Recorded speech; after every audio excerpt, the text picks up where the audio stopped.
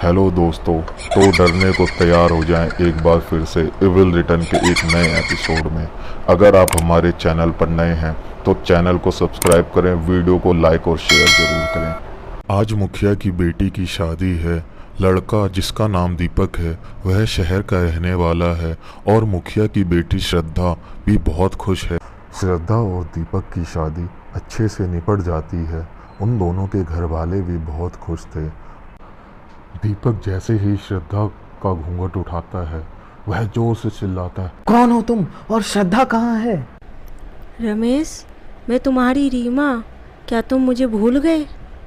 रमेश, मेरा नाम तो दीपक है। मैं किसी रमेश और रीमा को नहीं जानता। तुम कौन हो और मेरी श्रद्धा कहाँ है? जैसे ही दीपक इतना कहता है कि रीमा श्रद्धा के शरीर को छोड़कर वहां से चली जाती है और श्रद्धा बेहोश हो जाती है। फिर दीपक श्रद्धा को उठाकर बिस्तर पर लेटा देता है और बाहर जाके सबको बताता है। पता नहीं श्रद्धा को क्या हो गया है, वह अजीब अजीब सी बातें कर रही है। मुखिया को जैसे ही ये बात पता चलती है और दीपक से कहता है, दीपक, हमें श्रद्धा को किसी तांत्रिक के पास ले जाना चाहिए और इसके लिए हमें गांव चलना पड़ेगा। फिर वह तीनों गांव चले जाते हैं। गांव पहुंचकर मुखिया अपनी बेटी को एक तांत्रिक के पास लेकर जाता है। फिर वह तांत्रिक उन्हें बताता है, देखो मुखिया, तुम्हारी बेटी के ऊपर किसी आत्मा का साया है और वो बदला लेने आई है। जब तक वो अपना बदला नहीं लेगी वह तुम्हारे बेटी के शरीर को नहीं छोड़ेगी। यह बात सुनकर मुखिया और दीपक बहुत परेशान हो जाते हैं। फिर वह दोनों श्रद्धा को घर लेकर वापस आ जाते हैं। ऐसे ही रात होती है।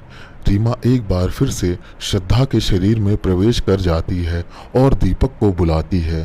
दीपक, दीपक, आओ मेरे पास, मैं तुम्हारा प्यार हूँ। फिर दीपक अचानक उड़ जाता है और कहता है, कौन हो तुम और क्यों परेशान कर रही हो हम दोनों को? हमने क्या बिगाड़ा है तुम्हारा? दीपक, क्या तुम्हें सच में कुछ भी याद नहीं?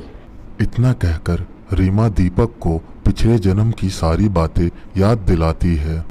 रीमा दीपक को बताती है कि कैसे मुखिया ने उन दोनों को मार दिया था।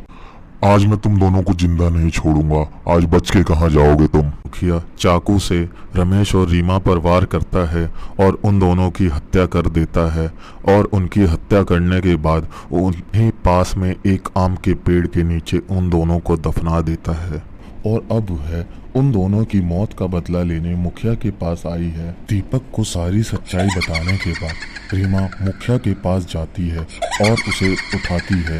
मुखिया, आज तू मुझसे नहीं बच सकता। आज मैं तुझे तेरे पापों की सजा देने आई हूँ। मुझे छोड़ दो, मैं तुमसे माफी मांगता हूँ, मुझे माफ कर दो। मुझे छोड़ दूँ जिसने मुझे मेरे प्यार से, मेरे रमेश से अलग किया।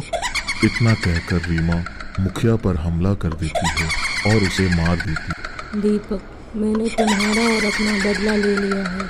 अब मुझे जाना होगा। तुम दोनों खुश रहना। फिर इतना कहकर रीमा वहां से गायब हो जाती है।